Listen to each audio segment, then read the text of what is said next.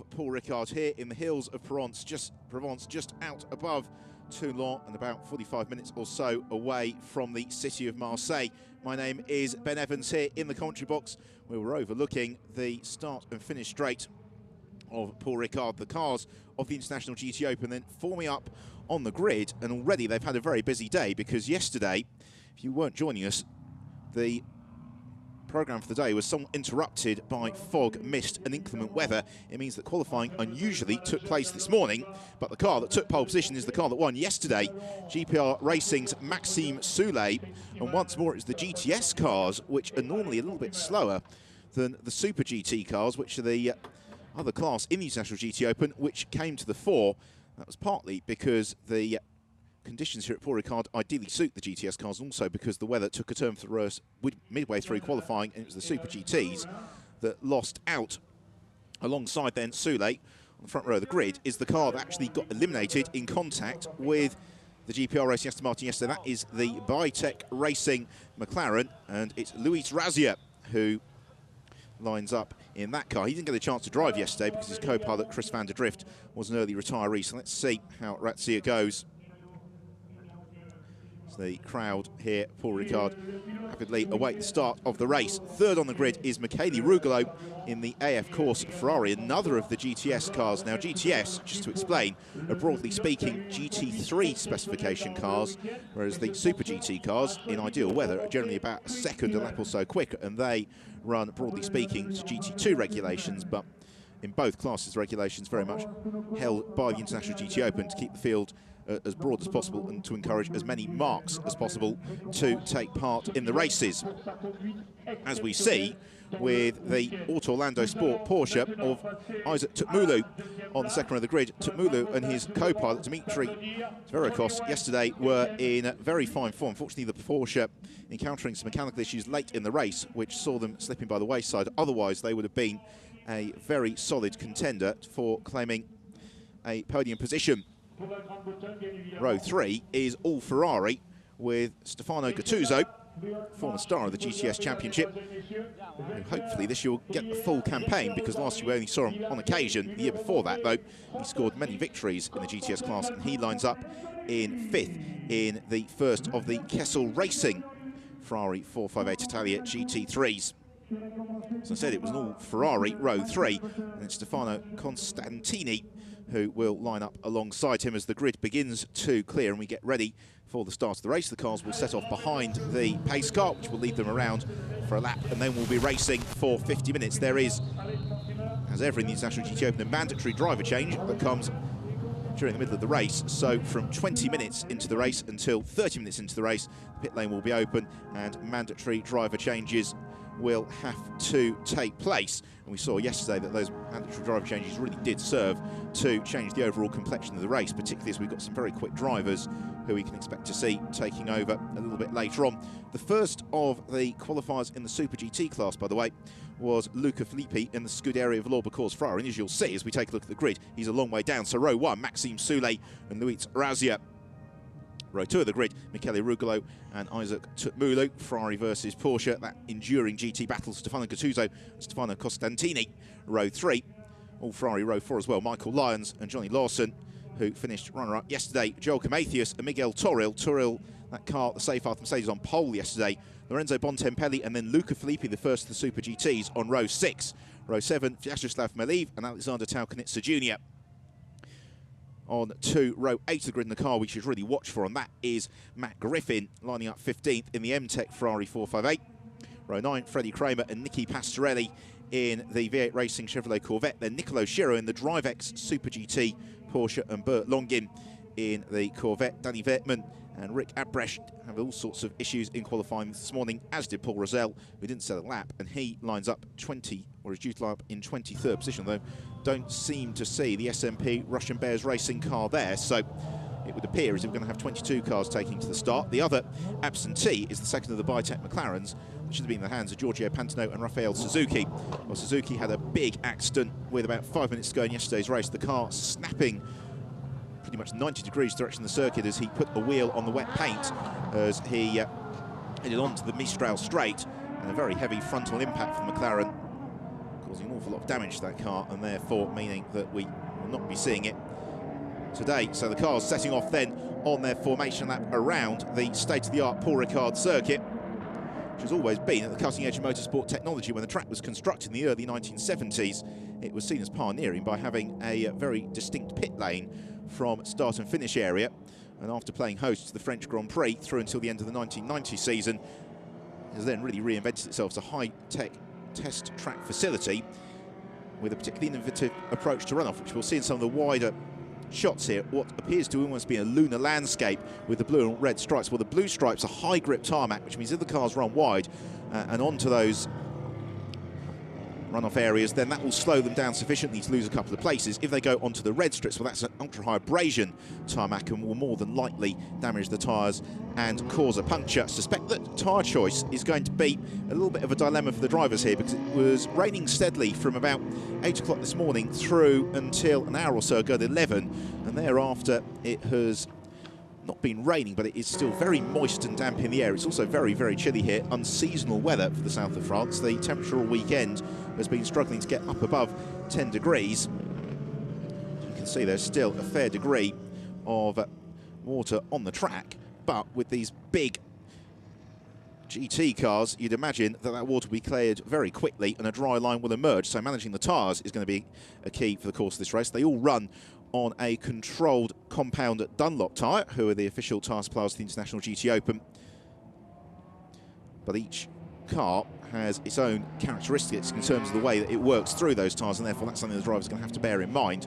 And this is the beauty of the International GT Open multi-mark GT racing, with 4 different marks on the front, 4 positions on the grid. We've got an in-car camera today, and that is with the Seyfarth Motorsport Mercedes of Miguel Toril. He'll hand over mid-race the very rapid Dutch driver, Renger van der Zande. Now watch for this car, number 1, the AT Racing Ferrari of Alexander Taukanitz, Senior and Junior, the Belarusian drivers, who returned once more to the International GT Open last year. In particular, Alexander Taukanitz Jr. made a big leap forward in terms of his pace. That continued through the Winter Series, where he and his father claimed 3 victories. The weather this weekend has really not served to suit the Super GT cars, but these are probably the best conditions in terms of on-track running they've had since testing on Friday, so we could maybe expect to see some of the Super GTs picking their way up through the order. It's one of the cars on the formation that runs out very wide over the runoff area. In fact, quite a few being caught out maybe by the level of grip that's available to them. The big difference, I think, in these conditions between the GTS cars and the Super GTs is the GTS cars have the benefit of ABS braking, the Super GTs don't, and that is why, one of many reasons why we've seen maybe some of the Super GT cars struggling a little bit over the course of the weekend. In particular, the Corvettes look to be an absolute handful as they come towards the end of the formation lap on this 14-turn Paul Ricard circuit. The Maserati pace car will peel in, and then we'll be going racing for 50 minutes here at Paul Ricard. So on pole position, it's the yellow and white GPR Racing Aston Martin of Maxime Soulet, alongside him Luis Razia in the Biotech McLaren. Then it's the red AF Corse Ferrari of Michele Rugolo and the multicoloured Auto Orlando Sport Porsche advisor Tutmulu, who will lead into the first turn. We're about to find out as the red lights will flash to green any second now. Here we go as the field fan out, and that's a very, very tight start, almost 5 wide as they squabble for second position. It's a brilliant start from Tutmulu in the Auto Orlando Sport Porsche there, who goes wheel to wheel with Maxime Soulet as they arrive into the first turn. And it is Tutmulu who takes the lead. It's Soulet in second, then coming through into third would appear to be the Umbra Ferrari of Stefano Costantini. Are they all cleaning through the opening exchanges? Yes, they are. As they sprint out of turn 2 on towards the flip-flop of 3 and 4. The driver who really seems to have lost out there is Luis Razia in the Biotech McLaren, because he's about to be passed by Stefano Gattuso, who elbows his way through. Running a little bit wide there was the second of the Umbra Ferraris. That's Joel Camathius, the Swiss driver, a former champion, as Luca Filippi in the Valour Course Ferrari also looks to push his way through. A little bit tight through turn 5, maybe some contact in the midfield there. We'll see if anybody is trailing any damage as they're about to sprint onto the Mistral straight. In car then with Miguel Toril in the Seyfarth Mercedes, having to be very cautious with the right foot, but now he can plant it, sprinting along the Mistral straight, which is bisected on the current version of the Paul Ricard circuit by the chicane, and it's Tutmulu who leads into chicane, runs a little bit wide. Maxime Soulé pressurising him, then Stefano Costantini in third. He's got Luis Razzia in fourth with Stefano Gattuso, and up to sixth already has come Luca Filippi in the first of the Super GT cars, as Michael Lyons gets a little bit sideways as he sprints his way on to the second element of the Mistral Straight, but leading the way only just now is Maxime Soulé, the pulses. So Soulé's gone through and taken the advantage. Slipping down the order is Michele Rugolo. And Luca Filippi is doing everything he can to move up the order. Dives to the inside of Stefano Gattuso. Gattuso sees him coming. Up into fifth, then goes Filippi. And the expectation is that Luca Filippi and his co-pilot Andrea Montermini could well be favourites for today's race, provided the conditions remain, broadly speaking, favourable to them. Filippi's having an absolutely excellent first lap here. He's really avoided all of the obstacles around him and is now setting about sidling his way through the traffic. Stefano Costantini is his next target. Filippi looking to the outside, and then maybe we'll hope to get the switch back to the inside line into turn 14 and on to complete the first lap of the race. Instead, Gattuso is looking around the outside. Filippi, though, should have the straight line speed advantage, and that's going to cost Gattuso here because it's Alexander Tauknitsa Jr. who goes wheel to wheel with Luca Filippi, the pair of them fighting for the Super GT class lead, also fighting for fifth in the race overall. But it's Maxime Soulé who leads. Second place, Isaac Tutmulu. Third place, Luis Razzia. Fourth place, Stefano Costantini. And then we've got Luca Filippi and Alexander Tauknitsa Jr. going wheel to wheel with Stefano Gattuso. Michele Rugolo right with them, and also Matt Griffin is making good progress too. So Matt Griffin is, well, we thought he'd come up the order well. He's currently in 9th position, so the Super GT Ferrari 458s beginning to pick their way on towards the front of the field. Already, Maxime Soulé is sending him out, trying to build a handy advantage here at the head of the pack. We go back in car with Miguel Toril in the Seyfarth Mercedes. Toril, who completed the lap in 13th position, he's on the tail of, well, Nicola Shiro has picked his way through that group, so I think that's Johnny Larson or Michael Lyons who he is immediately behind, possibly the Danish driver Larson, I think it is. As look at the advantage already that Maxime Soulé, head of the field, has pulled out over Isaac Tutmulu. In third place we've still got Razzia. Fourth place is Costantini, although he is under a little bit of pressure, possibly from Luca Filippi, who tucks out of the slipstream but can't draw alongside heading into the chicane. And still Filippi has got Tauknitsa Jr. right on his tail. So Luis Razzia plants his right foot, accelerates along the Mistral Straight, where Maxime Soulé, yesterday's race winner, won the race on the road by the best part of a minute, but a penalty applied to them afterwards took some of that advantage away. But even so, the GPR Aston Martin was in very, very dominant form. The best battle on the track at the moment, though, is the one for fourth position, as Ombra Racing's Stefano Costantini is coming under real pressure here from Luca Filippi. And Filippi, though, is having to be mindful of what's going on in his mirrors, because Alexander Tauknitsa Jr. looks to dive to the inside line into turn 12. Can't do it, but instead Filippi squeezes through on the inside of the Ombra Racing Ferrari. Now, can Tauknitsa Jr. look to do the same? No, he can't, and this is Filippi's opportunity to maybe make good his escape and chase down Razzia in the Bitec McLaren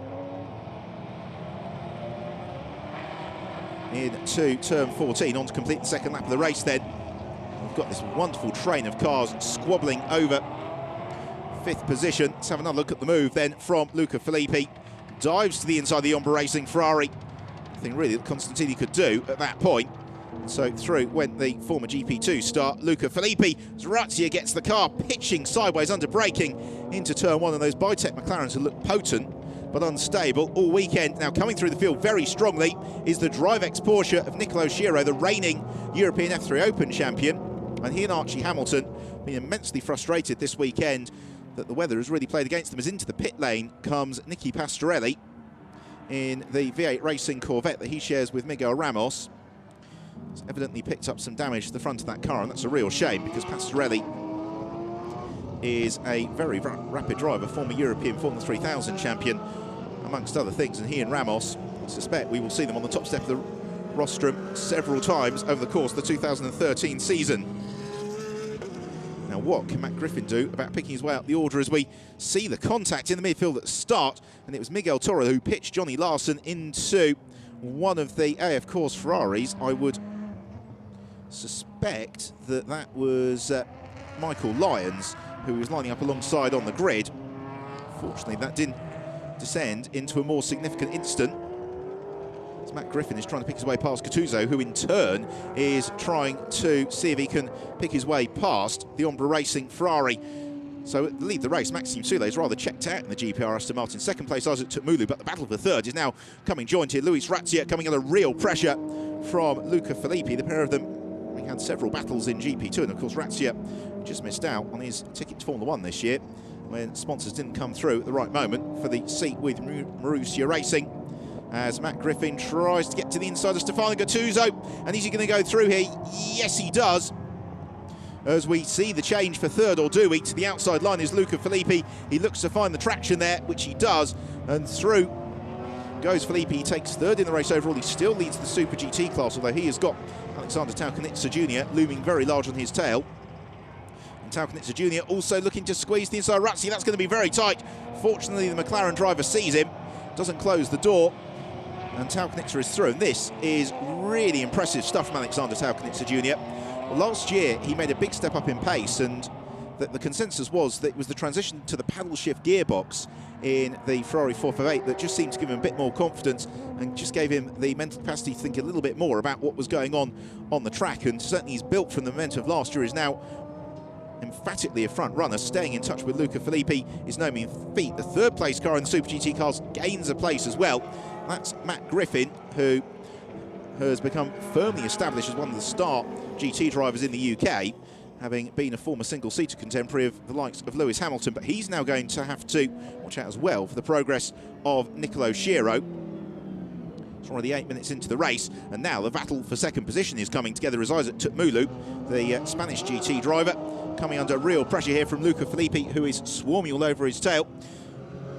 Filippi, former runner-up in the GP2 Championship, moving across to the International GT Open this year, and at the moment doing a fine job. Isaac Tutmulu, though, has got experience racing in the Porsche Super Cup and the World Touring Car Championship, amongst other things. He was very impressive yesterday, and the Porsche are ideally suited to these damp conditions. The inherent mechanical grip of the Porsche 997 might just favour Tutmulu in some of the braking zones, but Filippi and Taukanitsa Jr. right up on his tail, and Luca Filippi swarming all over, trying to pick his way past that Auto Orlando Sport Porsche, and he should have the opportunity now as they sprint down the second part of the Mistral Straight on towards the Corbe d'Essine. This is the fight for second place. Maxime Soulé in the GPR Racing Aston Martin, long gone, and Filippi is through. He takes second place away from Isaac Tutmulu.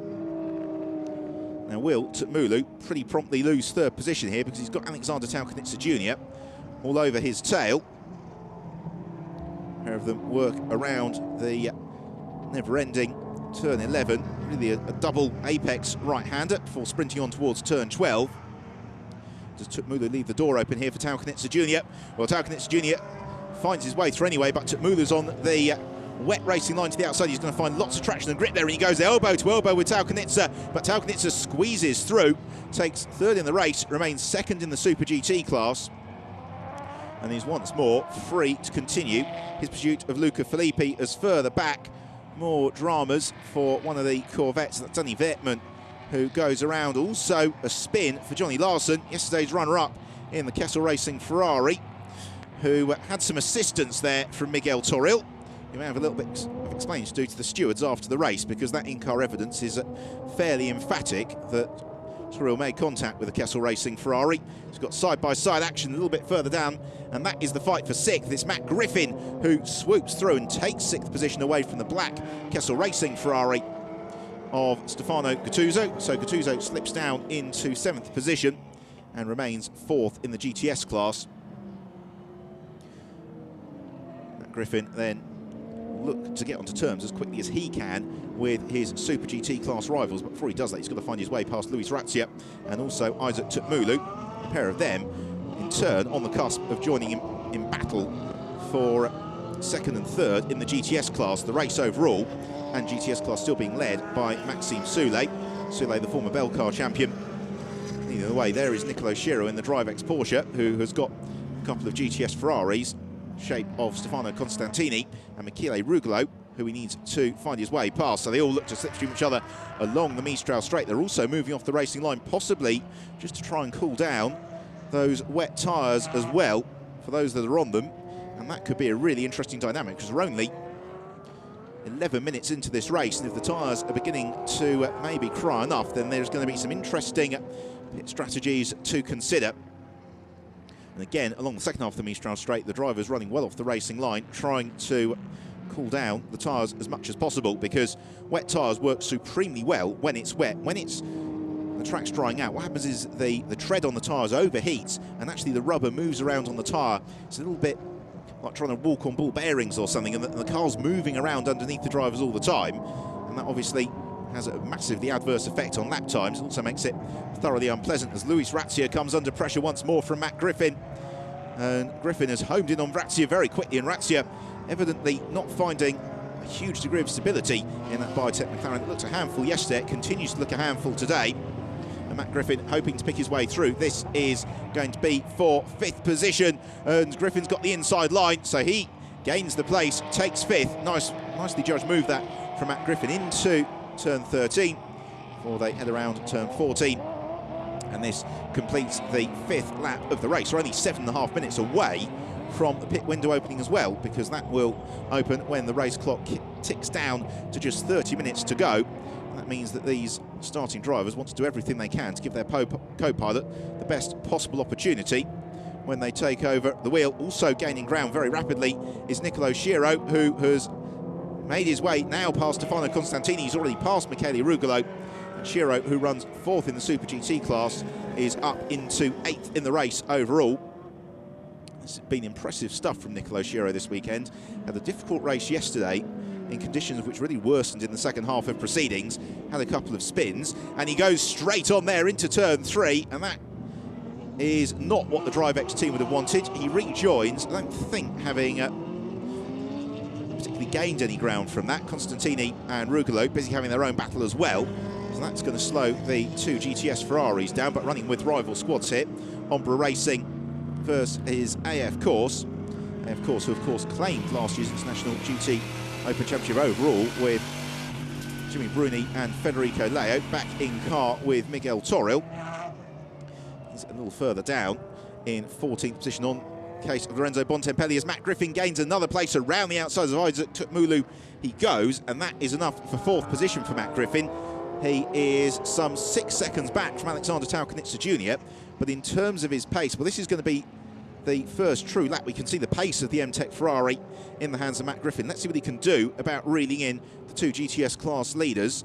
Although Luca Filippi, currently the fastest man on the track, his last lap was a 2 minutes 25.9, and that was half a second quicker than Alexander Taukanitsa Jr., which is why the gap between 2nd and 3rd is opening out. Luis Razzia then down into 6th position, and he's got the 7th place car as Stefano Gattuso, number 77, the black Ferrari all over his tail, and both of them have also got to start thinking about the role of Nicolo Schiro, who very rapidly is arriving on the scene as well,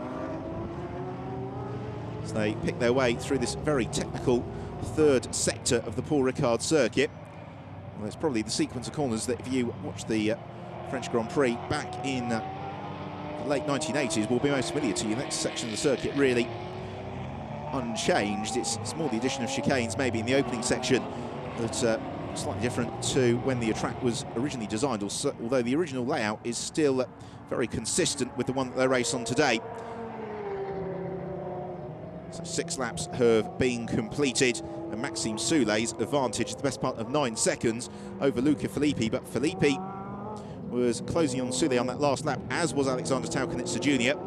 As we go back in car with Miguel Toril, who rides the curb, gains the place after a fashion. Toril having all sorts of adventures. That was Michael Lyons, who he was finding his way past, as Nicolo Schiro has now got the run on Stefano Gattuso, and again outbreaks himself into turn 3. Rather loses the opportunity as the battle for second in the GTS class is coming together very nicely here, because Tukmulu is dropping back into the clutches of Razzia, and Razzia is being pushed along here by Stefano Gattuso, and then both of them have got Nicolo Schiro looming large in their mirrors. Matt Griffin, currently the 4th place car, that shot then in 5th place, but 2nd in the GTS class is Isaac Tukmulu. He's come competitors for that GTS class podium as things stand. Right on his tail, there's Nicolo Schiro, jinxed for position, looks to dive to the inside. Gattuso on the brakes into turn 8, the chicane midway along the Mistral straight. Nothing doing there. Nicolo Schiro, he's just going to have to be careful here. Watch what he's doing and maybe not try to hurry up these overtaking manoeuvres quite as aggressively as he currently is, because it's still very slippery.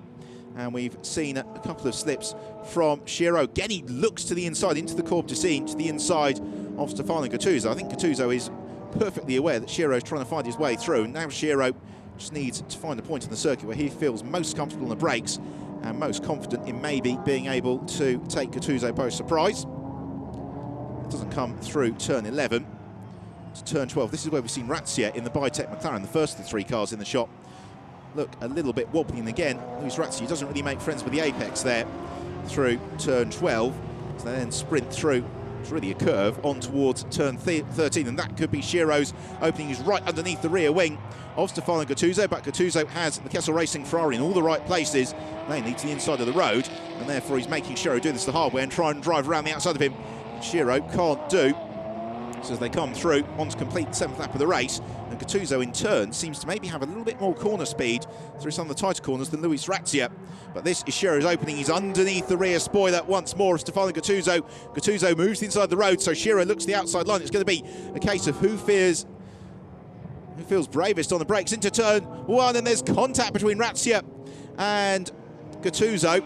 Nicolo Schiro goes straight on at the first corner as a result in terms of evasive action. Now, where has Schiro rejoined the fray here? He's not in the shot. Gattuso's gone through. There is Nicolo Schiro, who very sensibly is waiting for Gattuso to come back past him before he can rejoin that fight. Because I think Schiro would argue that probably the move on Razzia was fair game because he was taking evasive action as Razzia ran wide, but probably he couldn't rejoin ahead of Gattuso as well. So Luis Razzia losing out in that sort-out shows just how confident Stefano Gattuso is on the brakes, and now we'll see really what the true pace of Stefano Gattuso is, although Schiro is immediately up underneath the rear wing again of the Kessel Racing Ferrari. And again, they'll have a braking contest into turn 8, all the while Isaac Tutmulu isn't really running away from them. 2nd in the GTS class, 5th in the race overall. Jinking out the slipstream into the braking zone for turn 8 is Schiro. Is he alongside? Yes, he is. Very, very late on the brakes, Nicolo Schiro, but he takes the place. And that's bold driving from the young Italian, but through he goes. And Gattuso couldn't really do anything about that. Right here, we see the sort out from turn 1 once more. And really, I don't think any further action will be taken on that. Schiro had no option but to take evasive action. Razzia, likewise, tried to turn in. Gattuso was there. We see Schiro's move on Gattuso once more. Beautifully judged by Schiro, really identifying just where he needed to get on the brakes. But now Gattuso looks to fight back. He dives to the inside of Nicolo Schiro as they arrive into turn 11. And Schiro runs while he puts a wheel on the blue paint on the edge of the circuit. That is going to be very slippery. Slows him down a little bit. Gattuso draws alongside momentarily as the pair of them arrive into turn 12. And Nicolo Schiro then glides towards the outside of the road, just staying on the wet racing line where the grip is. And again, it's his turn now to make things difficult for Stefano Gattuso. We're only 20 seconds away from the pit lane opening, and the driver changes starting. That is a 10-minute period as Schiro runs wide once more, and worryingly for Schiro and the team, he may have just snagged a tyre on that red tarmac area. And if he's done that, that could potentially prompt a puncture of those Dunlops. Well, for now, Schiro continues. The pit lane opens. We are 20 minutes into the race, 30 minutes remaining, and it is Maxime Soulé in the GPR Racing Aston Martin who continues to lead. 2nd place is Valour Courses. Luca Filippi, 3rd place HE Racing, Alexander Saukonitzer Jr. 4th place is MTEC's Matt Griffin. In 5th, Isaac Tutmulu, which is the battle that we have been watching. And then coming on through the field here is the V8 Racing Corvette of Bert Longin, and he is currently 5th in the Super GT class, but that Corvette coming in order as Miguel Toril, not unsurprisingly, comes in right at the start of the driver change window to hand over to Renger van der Zande, the Dutch former DTM and Formula 3 star. And van der Zande put that car on pole position for yesterday's race, so we can expect to see the Seyfarth Mercedes coming up the order very quickly. Also about to hop into the Kessel Racing Ferrari, if they can get the door open, is Jan Magnussen. So problems there for Larson vacating the cockpit. Evidently the door wedged shut after the contact on the start line, but Magnussen, the former Stewart and McLaren Formula 1 driver. I think we can expect to see him charging on through the field, and he's getting a good long shot behind the wheel here too, so that could be an opening for Magnussen as Gattuso has picked his way out of our sight back past Niccolo Sciarra, and the pair of them onto terms with Isaac Tutmulu. All the while though, Bert Longin there, car 7, the big Corvette, gaining ground. So the three-way scrap for 5th position arrives onto the Mistral straight, and it's 3 wide as well. To the inside it's Tutmulu, in the middle of the road it's Stefano Gattuso, to the outside it's Niccolo Sciarra, and it's Gattuso who has prevailed. So Stefano Gattuso up into 5th position and now 2nd in the GTS class as a result of that, and Niccolo Sciarra would really like to clear the car of Gattuso as quickly as he possibly can, so he can set about his pursuit of Matt Griffin. A little bit lower down, we're enjoying the battle between Stefano Constantini and also Lorenzo Bontempelli, who is coming up onto the tail of Michele Rugolo. Bontempelli, the all-red number 51 car, who was immensely frustrated yesterday. He didn't actually get to drive at all day with the postponement of qualifying, and then his teammate Nicola Di Marco having an accident, and Bontempelli frustrated. I had dinner with him last night, and he was just saying that he just couldn't wait to get out on the track here at Paul Ricard today and blow off those cobwebs, and he's certainly doing that at the moment. He is on the cusp of breaking into the top 10. Not sure if he'll quite be there at the end of this lap, as into the pit lane heads Luis Razia. That is to hand over the McLaren to the New Zealander Chris van der Drift, as once more it's side by side between Niccolo Sciarra and Stefano Gattuso as they continue their fight for 5th position. It's Gattuso who just again gets the nose of that Ferrari ahead of the DriveX Porsche. Niccolo Sciarra through the first sequence of corners and then sprinting on towards turn 3, which is where Sciarra likes to try and overtake but has outbraked himself twice. What will the outcome be this time? Sciarra jumps on the anchors, doesn't stop the car, nor does Gattuso, and once more Niccolo Sciarra runs across the runoff area. He's going to have to slow down here surely and allow Gattuso back through, because Niccolo Sciarra somewhat gained the advantage from that. There it's Bontempelli who's gained more ground. He's up into 9th position, Lorenzo Bontempelli. As do we see wet tyres going back on to the Biotech McLaren? Yes, we do. It's Chris van der Drift who gets into the cockpit again, side by side between Sciarra and Gattuso, the pair of them almost rubbing each other along the Mistral straight. And again, Sciarra, he'll fancy his chances on the brakes. He brakes very, very deep, and Gattuso sees him coming, decides not to turn across lest he gets skittled by the DriveX Porsche. That doesn't happen, and finally it would seem as if Niccolo Sciarra has been able to pass Stefano Gattuso. How long that situation will last for remains to be seen, because already the Kessel Racing is looking to take the challenge back to the DriveX Porsche. Isaac Tutmulu, while he's sliding back down the order, and Bert Longin works his way past him in the V8 Racing Chevrolet Corvette. And Longin, judging this race very nicely, he will hand over to Dietrich Schitthoff midway through, and he's putting that car actually in a very good position in terms of the Super GT class podium.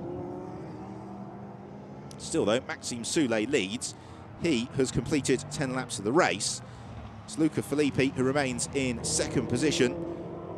And there is Filippi coming through over the line, almost 10 seconds adrift from Soulet, and not really making any particular inroads into the pace of Soulet either.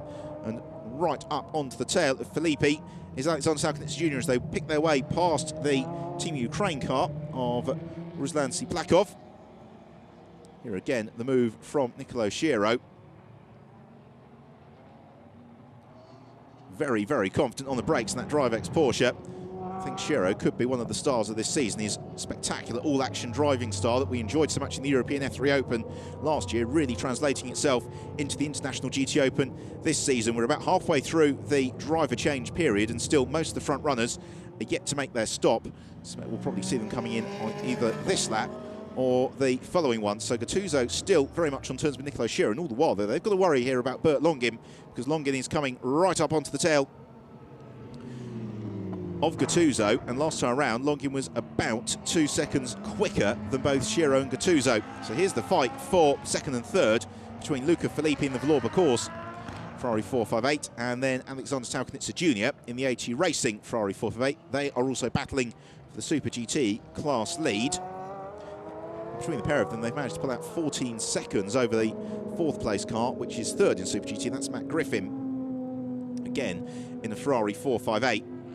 Now, in terms of co-pilots, well, Luca Filippi will hand over to the former Formula 1 racer, Andrea Montermini. Alexander Salkanitsa Jr. hands over to dad, Alexander Salkanitsa Sr., who maybe isn't quite as fast as his son.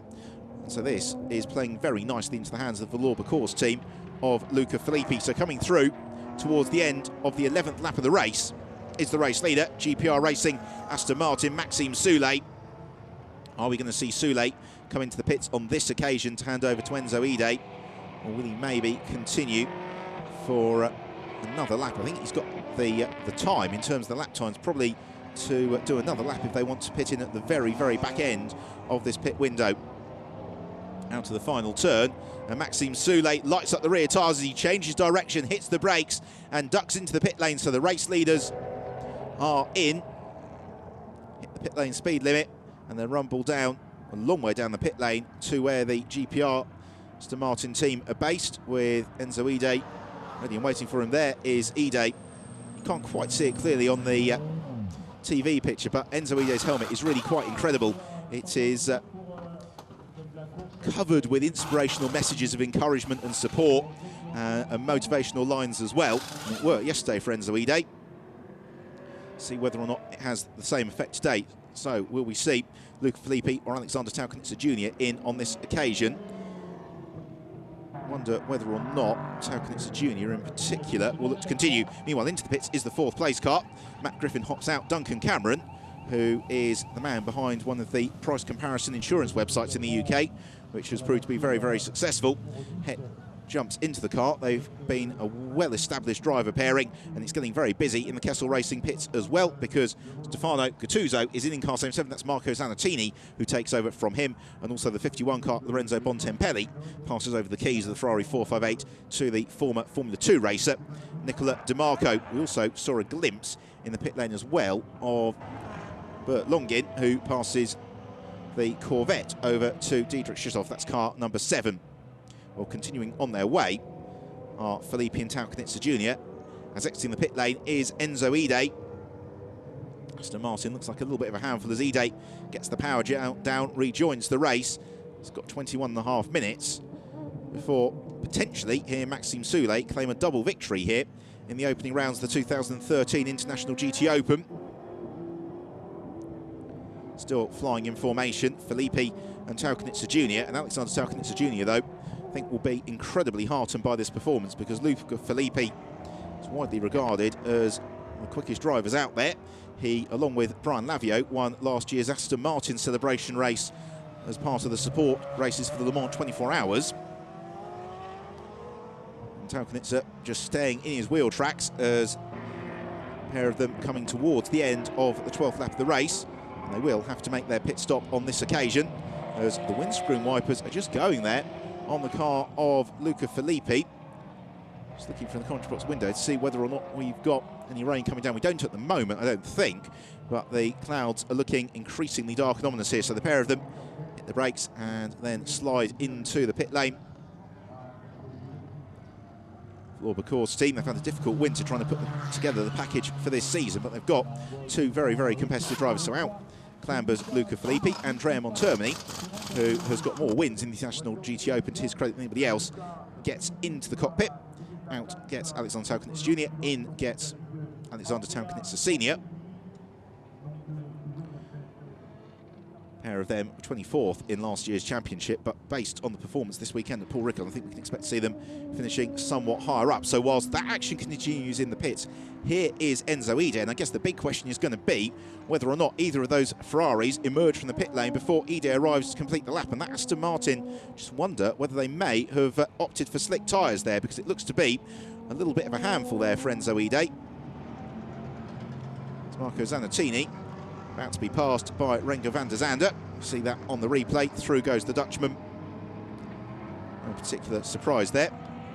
In car then with van der Zande as we see the manoeuvre from another angle. Heading down the pit lane is Alexander Salkanitsa Senior. Out he goes. Andrea Montermini follows down the Valour Course Ferrari, having won the Super GT class yesterday. Then has that additional 15 seconds in the pit stop to contend with, and that is why Valour Course Ferrari exits the pits after Alexander Salkanitsa Senior. but ahead of Maxime Soulé. There is Soulé weaving around Enzo Ide. There's Ide in the background weaving around, trying to get some heat into those tyres. I'm guessing here that he must be on slick tyres, the way that he's weaving around trying to get some heat into those Dunlops, and that could potentially have cost the GPR Aston Martin team race victory, as there's trim hanging off the Seyfarth Mercedes, Renger van der Zande. He is right onto the tail of Duncan Cameron, and you'd expect van der Zande to dispense with Cameron fairly rapidly. Duncan Cameron, though, holds his nerve, holds his line through the first couple of corners as van der Zande swarms all over his tail. We ride in car with the Dutchman who draws alongside Duncan Cameron now, sprints through. And I think to give you an indication of van der Zande's calibre, well, when he raced in Formula 3 in 2009 in the Parts season in the British Formula 3 Championship, he's the only driver who was ever really able to take the challenge to Daniel Ricciardo, the Toro Rosso Formula 1 driver, and he comprehensively beat Max Chilton in the championship standings as well, despite only doing a handful of the races. So van der Zande, very, very rapid driver, and he's already brought that Seyfarth Mercedes up into 4th position. The big question here is if Ide has made the wrong call on the tyres, and there was Enzo Ide, whether or not van der Zande here could claim a sensational victory in the GTS class, because last time around, van der Zande was the best part of 20 seconds quicker than Enzo Ide, accounting for Ide rumbling down the pit lane. So we could see a real chase on in the remaining 17.5 minutes for Renger van der Zande to potentially take the lead and victory in the GTS class, and 3rd in the race overall. We've also got the battle between Andrea Montermini and Alexander Taukanitsa Senior to keep our eyes on as well. So the race overall and both class wins still very much up for dispute here at Paul Ricard. Looking to pick his way up the order is that bright red Kessel Racing Ferrari of Nicola Di Marco. He comes onto the tail of his teammate Marco Zanettini. Just ahead of them is the Drivex Porsche, now in the hands of Archie Hamilton. Just behind them is Dimitris Dverikos in the Auto Orlando Sport Porsche, and Dverikos showed very strongly in tricky conditions yesterday as Di Marco looks to draw alongside and go around the outside of Zanettini. He's not quite able to do it. So they pick their way through turn 12. And Di Marco, he's going to be conscious here that he was responsible for that car's retirement yesterday, but he sticks the outside line. It's going to give you the inside then for turn 13, runs over the curb and dives through, gains the place, and that is up into 8th position then for Nicola Di Marco. Marco Zanettini slips down to 9th with Dimitris Dverikos anxious to elevate himself on from 10th, and just behind the pair of them as well is Kirill Ladygin, the multiple Russian Lada Racing champion, also former World Touring Car Championship racer in the SMP Russian Bears car, which showed very, very strongly. So we are on to lap 14 of the race. Alexander Taukanitsa Senior, car 1, leads. 2nd place is for Lorber Courses, Andrea Montermini. 3rd place, Enzo Ide in the GPR Racing Aston Martin. Ide as well is to the 4 of the GTS class. 4th place, 2nd in the GTS class is Renger van der Zande, and 5th is number 10, Duncan Cameron. We are watching the fight for 9th position, which is currently just being held by that black Kessel Racing Ferrari of Marco Zanettini. Dimitris Dverikos in the Auto Orlando Sport Porsche, and Kirill Ladygin in the SMP Russian Bears. Ferrari anxious to take it away from him, and it's Ladygin who does the first pass of the job, at least as far as he's concerned. He moves ahead of Dverikos. That gives him a shot then. The very evenly matched Kessel Racing Ferrari. They've still got 15 minutes to sort themselves out. Here is the race leader, Alexander Taukanitsa Senior. As he came through at the end of the last lap, he had 11 seconds over Andrea Montermini, as we see a change for 5th, and it's Diederik Schüthoff in the V8 Racing Corvette who dives to the inside of Duncan Cameron, and that is good enough for 3rd place in the Super GT class as Ladygin makes the move on Zanettini.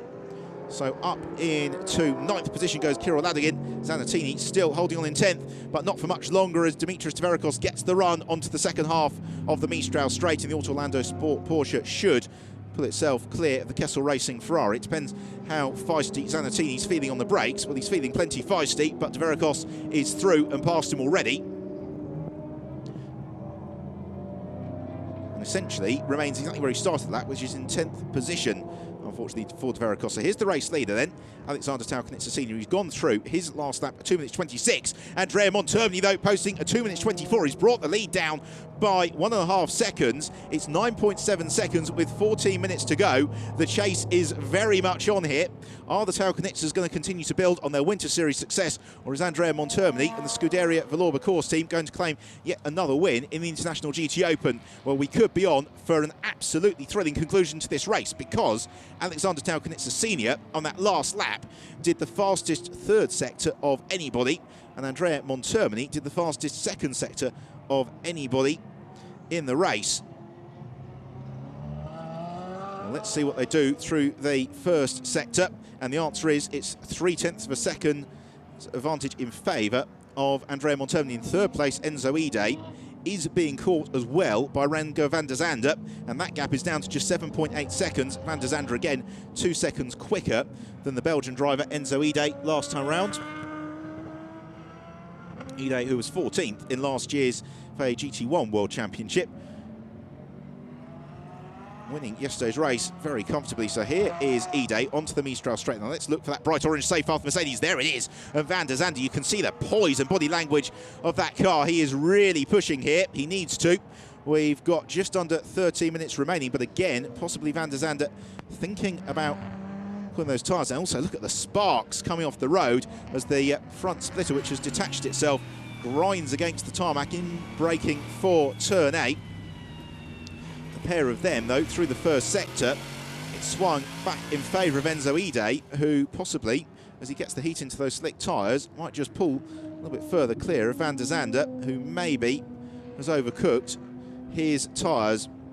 Again, through the second sector, it's Van der Zande, though, who was half a second quicker than Enzo Ide. In terms of the battle at the lead of the race, Andrea Montermini is already 1.8 seconds quicker than Alexander Taukanitsa Senior on this lap. So at the moment we've got some fantastic chases going on. The cars aren't quite engaged in battle yet as we look at the 5th place car of Diederik Schüthoff, and Schüthoff under no particular pressure for that 5th position. Likewise, he's not really closing in on the battles going on ahead of him.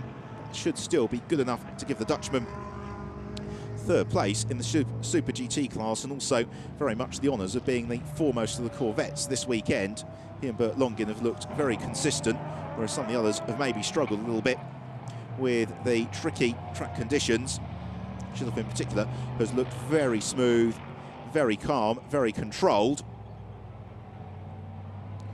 Heads out of the final turn on to complete the 15th lap of the race. Right, now what are the gaps here amongst the leaders? Well, Alexander Taukanitsa Senior leads, but that gap has come down again by 2 seconds. It's down to fractionally under 8 seconds, but Enzo Ide has just done the best final sector of anybody in the race thus far, and is potentially going to be closing on the leaders as well.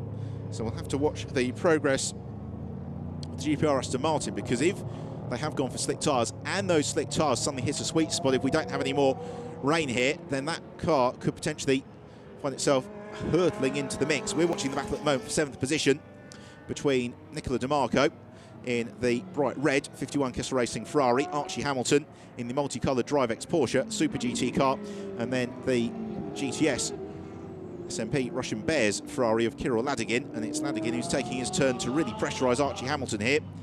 Hamilton, who was a star in the GTS class in last year's championship with Auto Orlando Sport, stepping up to Super GTs, but being demoted by Kirill Ladygin, who's able to force his way through up the inside line, gains the place, moves into 8th position as we approach the final 10 minutes of this race. The AF Course team, who prepare the AT Racing car, Alexander Taukanitsa Senior, all huddled around the monitor.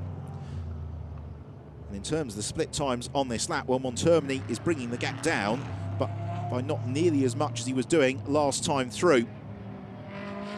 Ladygin having seen off Archie Hamilton in pursuit of Nicola Di Marco.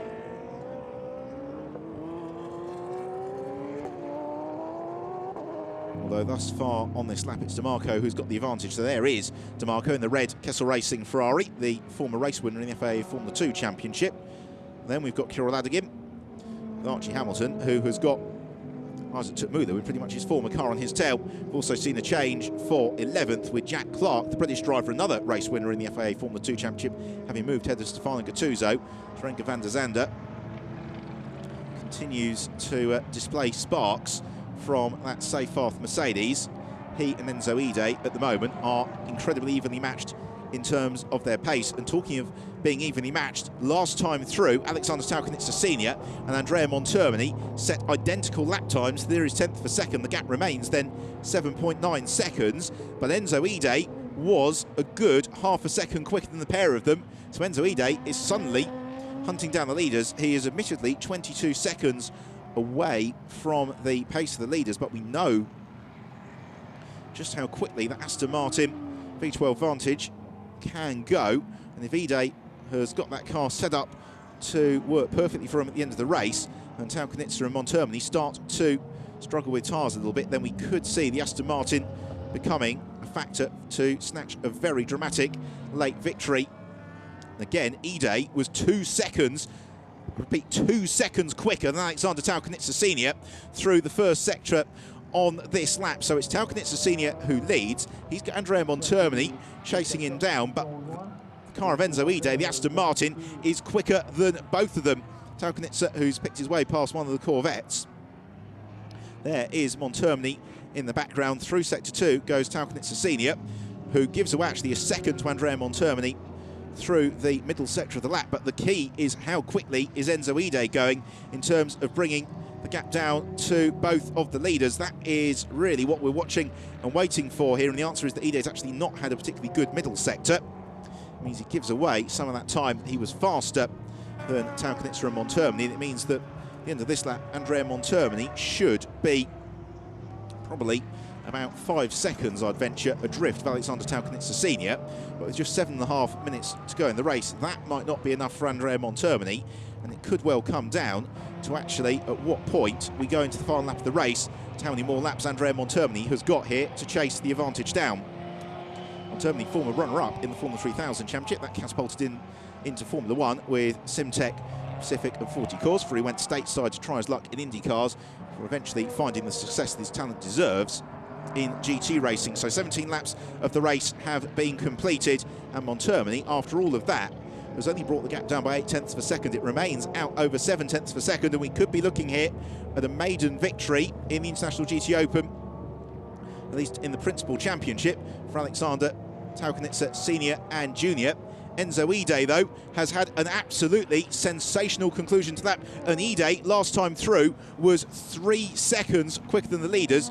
He's 18 seconds back still, so he's got an awful lot of work to do, but it is not beyond the realms of possibility here that Ide could be a factor between now and the checkered flag. In 4th place, as Taukanitsa spun, Alexander Taukanitsa Senior, the race leader, has spun, and it means that Andrea Montermini takes the lead of the race. And Taukanitsa, just as we were saying, how consistently he was going and how strongly he was doing, he has spun away his chances. He rejoins the race. We'll hopefully get a replay of what has happened there. So it means that Montermini inherits the lead. Taukanitsa Senior slips back into second. Right, what happened?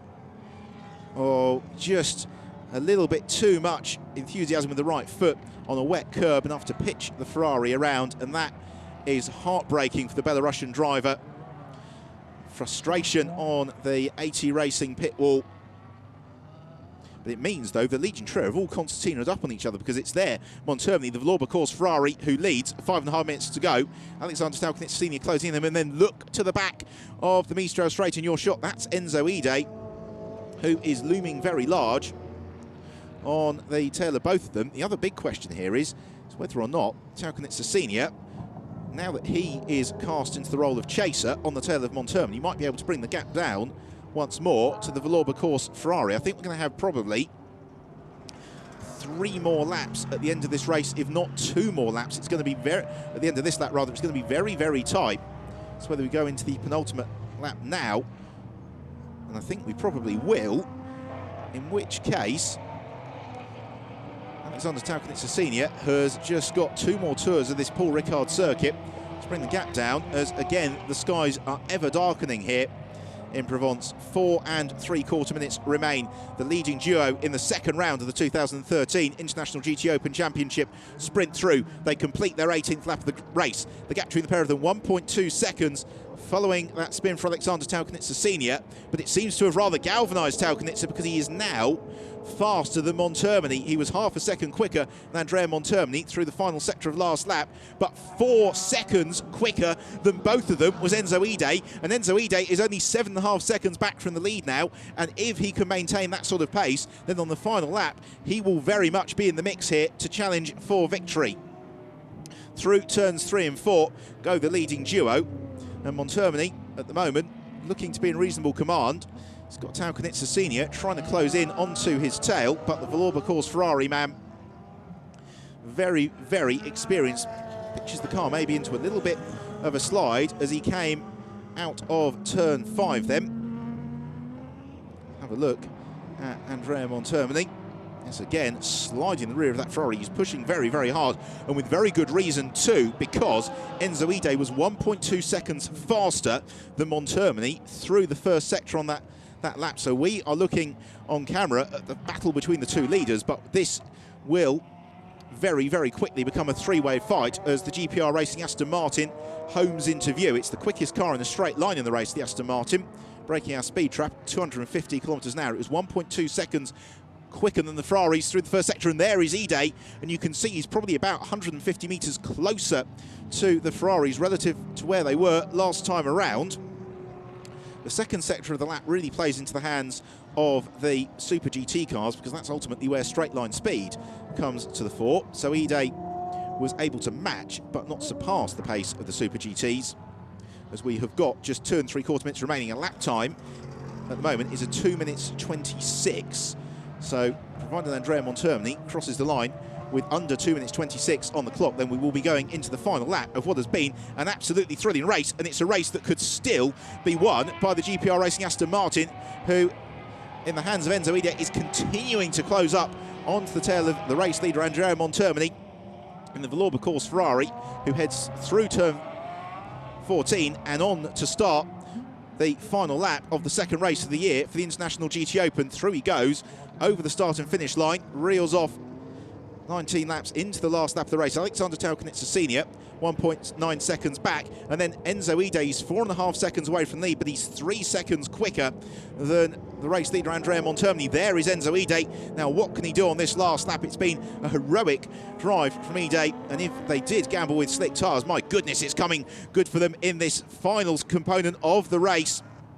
Will it be a double victory for the Aston Martin this weekend? They hit the brakes into turn 3, and Ide's already right up onto the tail of Alexander Taukanitsa Senior. I think the question here as to whether or not Ide can win the race is how quickly he can pick his way past the AG Racing Ferrari of Taukanitsa Senior. Alexander Taukanitsa Senior also, as a result of this performance, is going to be claiming the Gentleman Drivers Trophy as well for today. And, well, Ide, I think second position is on for him. The win, maybe not, because we head into the second sector of the lap, and this is really where the Super GT Ferraris come to the fore. But maybe Ide can poach second place away from Taukanitsa on the brakes into turn 8. It will be a big ask, but he dives out from the slipstream now. Brakes in possibly late Enzo Ide. He's going to go for it. Oh, that's a brilliant move from Enzo Ide to take second position on the last lap of the race away from Alexander Taukanitsa Senior. The question is now, what can Ide do with the final 45 seconds or so of this lap to get himself onto terms with Andrea Montermini? The gap between the pair of them is probably 2.5 seconds. I think that's going to be too much, unless Montermini were to make a mistake. So through the Courbe du Cygne they come. Here is the race leader, Andrea Montermini, in the Valour Course Ferrari 458. Second place, lights ablaze. Chasing him down is Enzo Ide. In third place, Alexander Taukanitsa Senior, who may well be thinking about what might have been. And Montermini is having to push very hard here. He doesn't want to get himself onto the slippery blue paint at the edge of the circuit, or indeed the white lines. He parks the Ferrari squarely in the middle of the road, but he can't be too conservative here. The team's watching breathlessly on the pit wall as the clock is about to tick to 0. There's just 2 corners to go for Andrea Montermini, and he goes sideways and he runs wide at turn 13. Is this going to be Ide's opportunity? I don't think it quite will be. And again, Montermini, he's got to be so careful through the final corner, which he is. The checker flag is ready and waiting, and it's going to be a win in the second round of the 2013 International GT Open for Andrea Montermini by just 0.8 of a second from Enzo Ide, with Alexander Taukanitsa Senior claiming third position. Ide winning the GTS class, and Tao Knitzer winning the Gentleman Drivers Trophy with that third position. Fourth place goes the way of Seyfarth Racing and Renger van der Zande, and fifth to number 7, Diederik Schüthoff in the V8 Racing Corvette. Well, if that race had gone for another lap, who knows what would have happened. As it was, we had an utterly thrilling finish to the race. So there is Schüthoff across the line in fifth, and sixth place is going to go the way of Kessel Racing's Nicola DiMarco, and that is also going to give him third in the GTS class, with Duncan Cameron having rather been shuffled down the latter stages, because seventh goes to Kirill Ladygin and eighth then for Duncan Cameron. Let's have a look then at this last lap move once more from Enzo Ide. Impossibly late on the brakes into turn 8. Tao Knitzer Senior tried to cover the line. There's nothing he could do. From there you can see the relative difference in closing speeds. Utterly brilliant move that from Enzo Ide, judging the braking distance of the Aston Martin to perfection.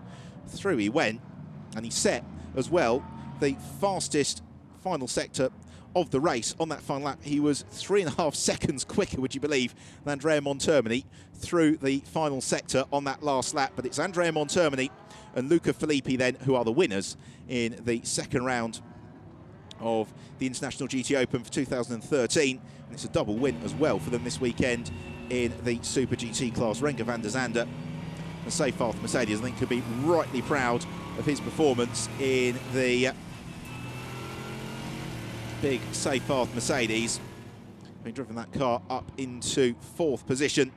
The drivers then heading back around the track, waving to the marshals, thanking them for all of their efforts this weekend. In the case of Andrea Montermini, enjoying the spoils of what was a quite spectacular victory. Just have to feel, though, for Alexander Tao Knitzer Senior, what would have been had he not had that spin. You do wonder whether or not Montermini would have been able to get onto terms with him, or whether or not the Belarusian driver would have just held on for the victory. So let's take a look then at the final results, with the win for Andrea Montermini and Luca Filippi. Second place, Maxime Soulet and Enzo Ide, and they win the GTS class. Third place to Alexander Tao Knitzer Senior and Alexander Tao Knitzer Junior. In fourth place, Miguel Toril and Renger van der Zande. In fifth place, Diederik Schüthoff and Bert Longin. In sixth place, Lorenzo Bontempelli and Nicola DiMarco. Again, despite the very difficult conditions, we've only had the one retirement. That was Nicky Pastorelli, who we saw peeling into the pit lane in the very early stages with the damage to his Corvette. So in the Drivers' Championship, as we leave Paul Ricard, it's Enzo Ide and Maxime Soulet who lead the way, but just 2 points from Andrea Montermini and Luca Filippi, with then the Tao Knitzers in third, and Jan Magnussen and Johnny Larson in fourth, Longin and Diederik Schüthoff in fifth, with Cameron and Griffin completing the top 6. Well, we don't have too long to wait for our next fix of action from the International GT Open, because in just a fortnight's time we'll be at the magnificent Portimao circuit on the Algarve. And then from the Algarve we will head at the start of June to the Nürburgring. At the end of June we're at Jerez. Mid-July takes us to Silverstone before we have the summer break, which reconvenes in early September at Spa, before visits to Monza, and then early November is when we will get to the end of the International GT Open Championship. And if the subsequent 14 races are anything like as exciting as the 2 that we've had this weekend, then we're in for a truly vintage season. Montermini pops the door, clambers out, and Luca Filippi gives him a huge hug. A pair of them will be delighted with their weekend's work. As we were saying in the commentary, the Villorba course team had a very difficult winter with the loss of some major sponsors, trying to put together the package for this season, but everybody has worked so hard and they have been more than rewarded with the performance. The fastest lap of the race, incidentally, was set by Enzo Ide on that final lap of the race, where he was remarkably 4 seconds quicker than Andrea Montermini. And Enzo Ide and the GPR Aston Martin team, his co-driver Maxime Soulet, should rightly be extraordinarily proud of their weekend's work. As Ide comes to a halt in Parc Fermé, they claim GTS class victory. In the GTS class, it was Renger van der Zande and Miguel Toril who were second, and then the GTS podium completed by Nicola DiMarco and Lorenzo Bontempelli, which makes up for some of the disappointment that they experienced yesterday with that retirement. The Gentleman Drivers' Trophy, as we said, will go the way of Alexander Taukanitsa Senior, and the Gentleman Drivers' Trophy, a really wonderful innovation to the International GT Open this year. It's for drivers of a certain vintage who've never won a championship at international level, and really gives drivers throughout the field something to race for. Montermini just debriefs the race with Luca Filippi's co-driver. There's Enzo Ide out of the car, and Ide should be rightly very, very proud with that performance. He looks a little bit rueful, but I think when he looks back on the tape of the race, he will realise just how well he drove.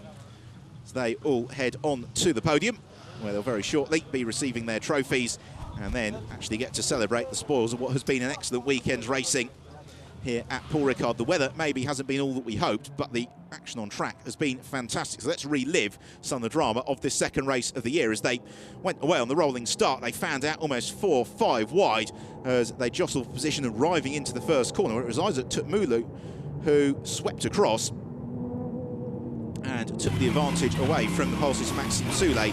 Miguel Toril in the midfield had all sorts of adventures to contend with in a very busy pack. First lap of the race, Luca Filippi was doing a very fine job in beginning to just pick his way on up through the field, driving that Villorba Course Ferrari into contention, but following him all the way was Alexander Taukanitsa Jr., the pair of them running very closely to each other as Miguel Toril got into all sorts of dramas once more. Luis Razia, Stefano Gattuso and Nicolo Schiro also got very, very intimate into the first turn, led to a little bit of damage for Luis Razia, which was somewhat abruptly repaired and went into the pits to hand over to Chris van der Drift. Renger van der Zande then took over at the wheel of the safe path Mercedes and flew. Maxime Soule was one of the last cars into the pits, hands over to Enzo Ide, and then Ide, taking a few laps to warm his tyres, absolutely flew, as did Renger van der Zande, who at one stage looked like he could be in contention. Luca Filippi also came in at the very back end of the pit window to pass the baton over to Andrea Montermini, as Archie Hamilton and Kirill Ladigin engaged in battle for places up in the top 10, eventually being decided in favour of Ladigin, who finished in 7th. This was the move on the last lap from Enzo Ide as he moved to the inside of Alexander Taukanitsa Senior, and then in pursuit of Andrea Montermini, but Montermini did enough. He was able to hold on and claimed the victory, his first win of the season for he and Luca Filippi and the Villorba Course team. Superb performance from them in what was a thoroughly entertaining and dramatic race.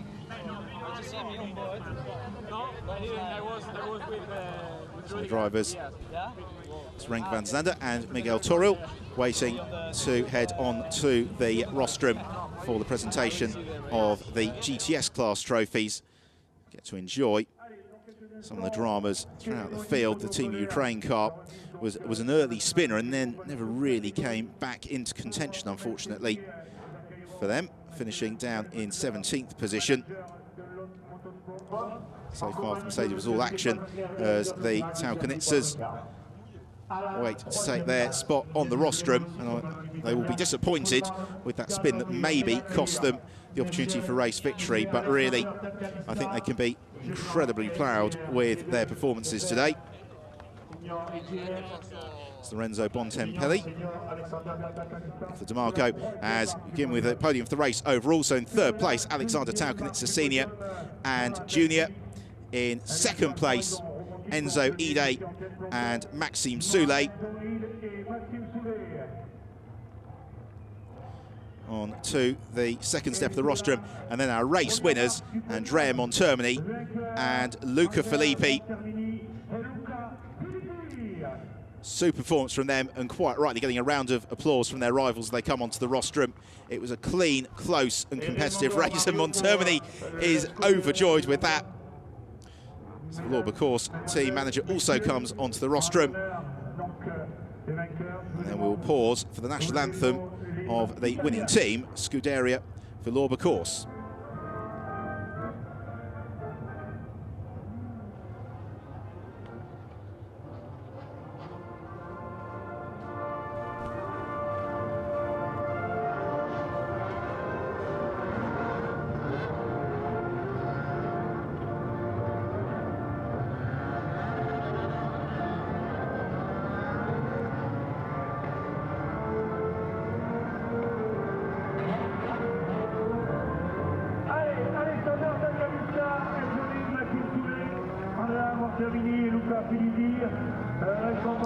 National anthems finished. It's time for the presentation of the trophies, with first of all the Taucanitzers, who both drove absolutely brilliantly. Aside from that spin late in the race, they could well be on the top step of the rostrum even. So on the performance, Enzo Ide, well, I'd imagine that last lap manoeuvre will be on the season highlight reel when we get to Barcelona in November, and then our race winners, Luca Filippi and Andrea Montermini, celebrate the spoils of victory, as does the Villorba course team.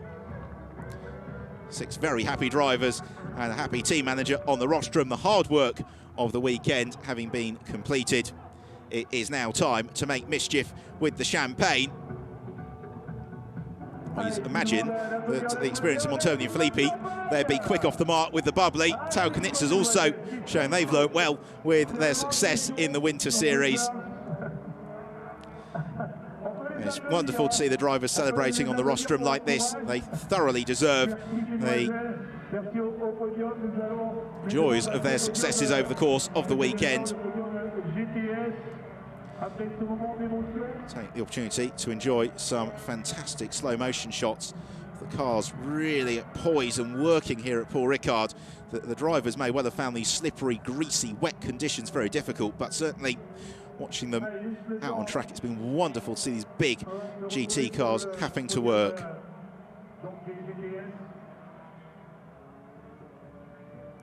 Seeing the Aston Martin of Soulé and Ide, and then the winning car of Luca Filippi and Andrea Montermini. Villorba course Ferrari 458 then winning in the end by just 0.8 of a second. Beniamino Caccia, who provides some of the commentary for Italian television, discussing the race with Lorenzo Bontempelli, Andrea Montermini and Luca Filippi as well, as we get ready for the GTS class podium.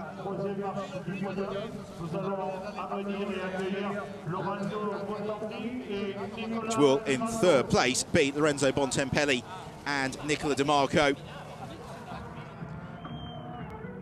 A pair of them will be very happy with that. Bontempelli waving, the crowd giving the thumbs up. Effervescent character is Bontempelli, thoroughly loves his racing.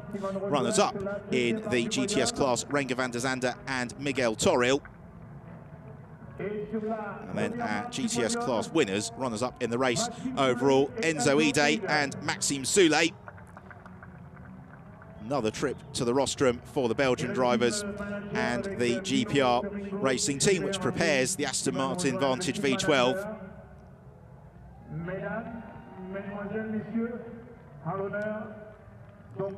Now pause for the national anthem, the winning team in the GTS class.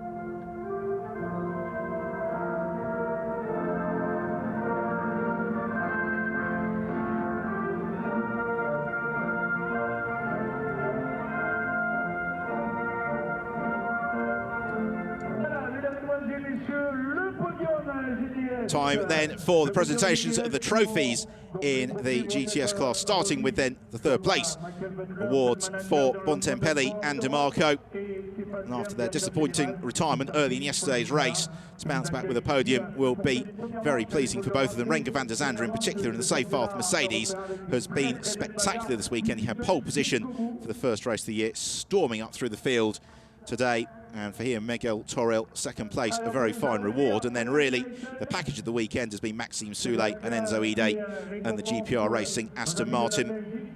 And they have done almost everything they set out to do this weekend, just missing out on the double overall race victory. But nonetheless, a very fine performance. We'll have one more presentation of trophies, but from now, it's goodbye.